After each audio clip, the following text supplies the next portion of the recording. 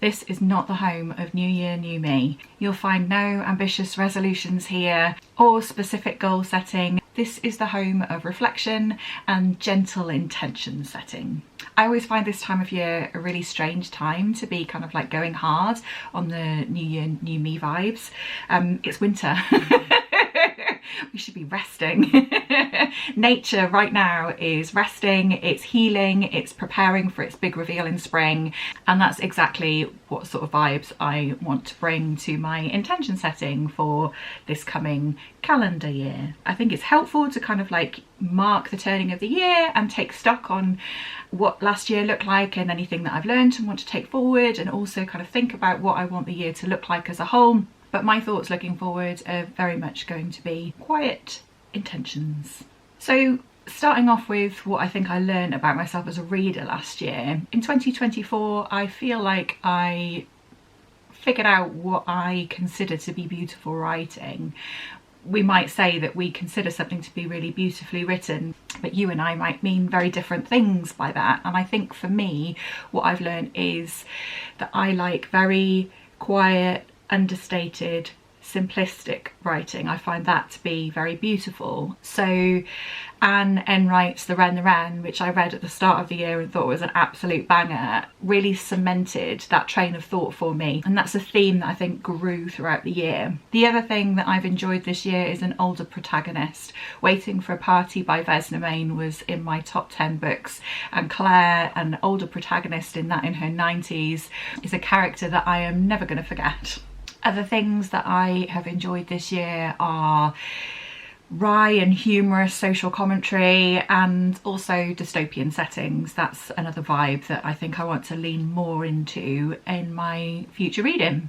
Interestingly, I read more books written by men in 2024 than I had previously. For me to read a male author prior to that, I think it had to be a book that I was really particularly interested in. Last year I lent away from that and just picked up what felt right, and that led me to read more male authors. I'm happy with that balance, but I wouldn't want it to swing too far the other way, obviously. But some of my favourites, two of the books in my top 10 were written by men: LMNOP by Mark Dunn and Hard by a Great Forest by Leo Vardiashvili. There were also some duds: Rivers of London by Ben Aronovich, but the less said about that the better. I also discovered two new favourite authors to me, and those are Elizabeth von Arnim and Penelope Lively, both of whom I am heading to the back catalogues of to read my way through. I read 157 books in 2024, and that's more than enough. I've no intention of reading any more than that and would be quite happy with reading far less.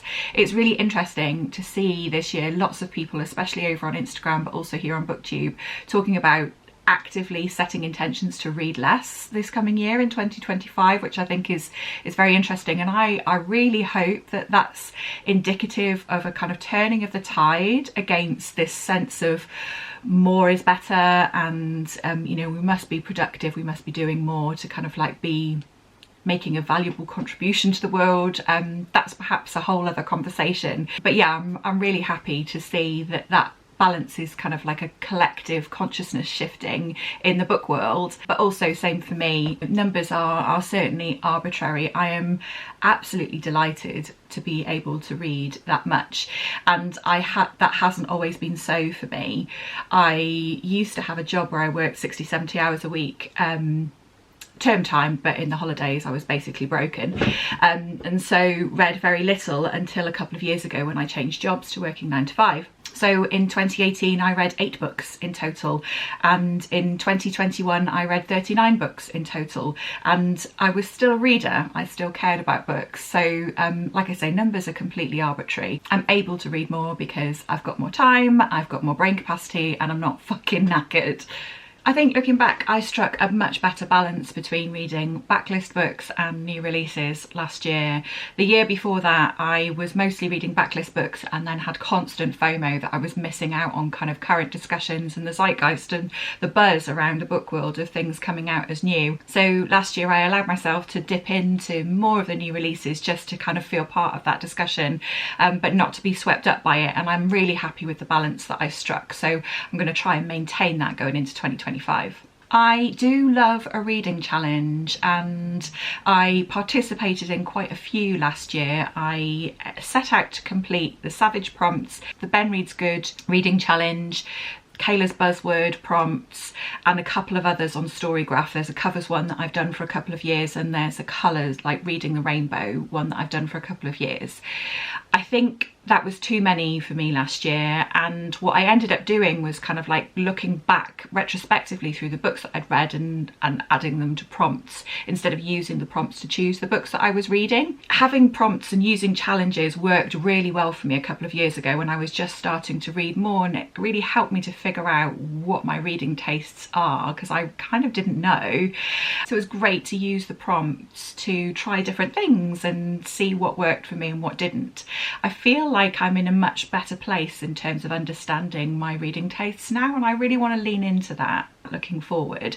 And so I had kind of quietly set an intention not to do any challenges in 2025, but then I got wrapped up and got excited about them as they've been announced, and so I am going to be doing a couple, but I'm going to be doing less. So I am going to do the Ben Reads Good challenge because I've looked through those prompts and I'm happy that I've got plenty of books on my shelves that meet all of those, and I am going to have a go at Kayla's buzzword and cover challenges. I'm not going to do the Savage prompts this year.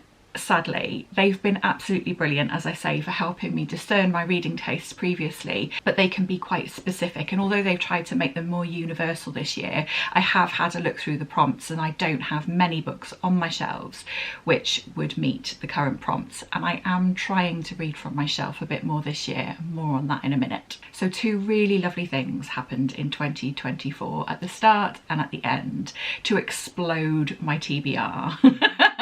And that happening at the beginning certainly sort of gave me carte blanche to kind of not care about the books that I was buying and just buy what I fancied. And so my TBR, my physical TBR, has exploded in 2024. And so that's something that I would like to get back under control in 2025. So in January last year, I was really lucky, and it was a proper pinch me moment. I was really lucky to be invited to the Tandem Collective's Wellbeing Weekender, and I came home from that glorious weekend with a stack of books, which was just wonderful. And then at the end of the year, my mum got me a book advent calendar, which was the best advent calendar ever. There is a video of me opening all of those books, which I will try to link in the description for you if you're interested in seeing it, if you haven't already.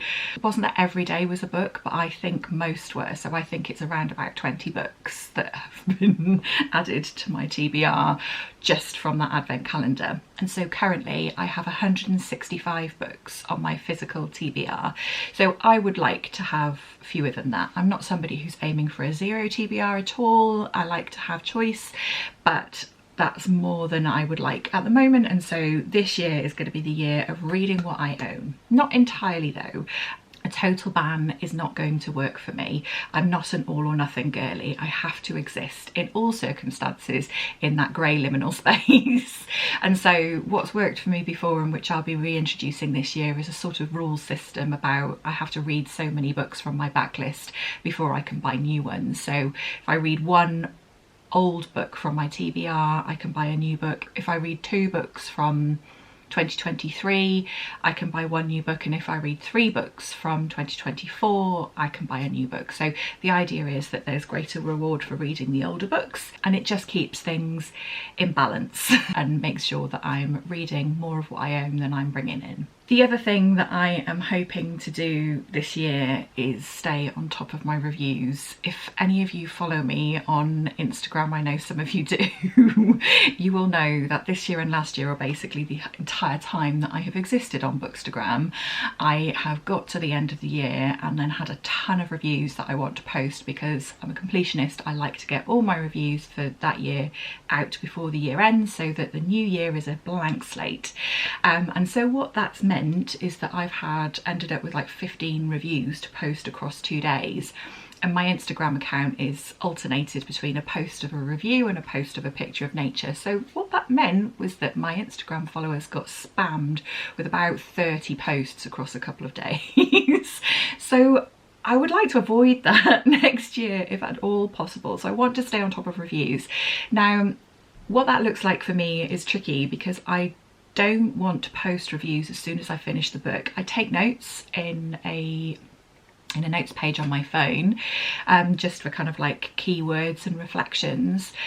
But I really need a book to percolate for me to properly reflect on it. And so writing a review straight away wouldn't work for me. Quite often after a couple of weeks or a month or so, a book will have kind of changed a little bit in my mind's eye having finished it. So it's important for me to leave some space, but not too much space that I get really behind on them. So I started scheduling posts last year, which definitely helped. So I'll keep doing that, and maybe I need to introduce a kind of like monthly check-in or a quarterly check-in just to make sure that I'm keeping things ticking over.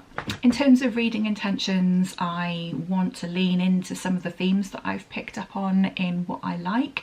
So some of the things that I've summarised at the start of this video, but also some of the key things that I found in common across my top 10 books. I'll link that video in the description below too. I'd like to see if I've got those observations and reflections correct and kind of test that out a little bit. I'd also really like to carry on with some series that I've been enjoying. Series books I think I neglect because they kind of like sit there like, oh, I've started that, I'll get to it at some point, but there are some series books that I have really enjoyed that I really do want to kind of like read on into. I'm thinking specifically about the Wayfarers series by Becky Chambers, The Wayward Children, I've got all the ways, the Wayward Children series by Shauna Maguire. I really enjoyed The Accidental Medium last year. That's a series by Tracy Whitwell, and I have the second book on my shelf waiting to go, and so I really want to get to some of those. And I also want to continue reading from some of those authors that I've discovered and loved, and particularly from Elizabeth von Arnim, who is basically now my best friend across time and space.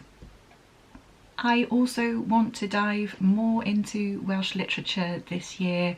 There's a lot that I haven't yet discovered, and I definitely want to keep on top of the Wales Book of the Year prize this year. It's one that I vaguely followed previously, but I'd like to be much more on top of the long lists and shortlists and winners being announced for that this year. In terms of readathons for 2025, at the moment my plans are to read for Dewython. That's a read along in March where we read books by Welsh authors or books set in Wales.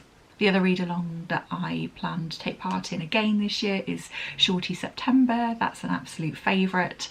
One I won't be taking part in this year that I have before is the Amazing Readathon. That's hosted by Brie at Four Paws and a Book. It's an extraordinary readathon. It's set across a month and it's themed around race across the world. It's really good fun, and the amount of effort that goes into creating the video prompts and all of the ideas that are behind it all are just extraordinary, and it's a really fun thing to take part in. But it's a really intense reading month, so you get a prompt sort of every 3 or 4 days, but you don't know what they are in advance, and so you need to kind of like keep on top of your reading. It's really good fun, and I've had a great time with it. I've taken part in the last 2 years. But as I said, it's quite an intense reading month, and I really want to create space for making those choices to read those books that I think are part of my tastes, like I've been talking about. So yeah, I won't be doing the Amazing Readathon this year, but if you haven't done it before and you're curious, I really recommend it. It's really good fun. And I'm hoping to do some more reading vlogs this year. I think they are my favourite thing to make and film and share on YouTube. So I definitely want to keep doing more of that. We'll definitely have another reading vlog reading books with dogs in. We'll definitely have another reading vlog with vampire books, books with bite. I also want to do a reading vlog where I read books based on past careers. I've got a TBR for that, which I think will be fun. And I want to read more from favourite authors, so Frederick Backman, Sarah Winman. I also want to do a reading vlog where I read books that have been recommended based on other favourites. So for example, Scott at Gunpowder Fiction and Plot read Bodies of Light and said that that would work for fans of A Little Life. In fact, I think he said it was better than A Little Life. A Little Life is an absolute all-time favourite book, so I've got Bodies of Light downstairs to read for that vlog. Also, Ben Reads Good recommended The Offing for fans of Still Life by Sarah Winman, another all-time favourite. So yeah, that's a reading vlog that I've kind of got in mind where people have said, if you like this book then read this one. chosen for absolute favourites, so that could be really good fun. I've no idea what to call that. It's quite wordy, isn't it? So if you've got any ideas, let me know in the comments. But that's it, that's how we're starting the year. I want to say a huge thank you to you for being here. I know that lots of you are new here, so thank you so much for stopping by and for sticking around. I tend to post weekly videos on a Tuesday and very occasionally on a Saturday, when I don't have something like a haul or a reading vlog or a tagged post. I usually do a what this week, where I talk about books that I've been reading or listening to, what I've been watching on TV, and just kind of like a life summary of stuff that's been going on. So that's what you can expect from me. I want to just say a really big thank you to you for being on this really lovely journey with me, and I hope that 2025 is your best reading year yet. Look after yourselves, and I will see you again in the next video.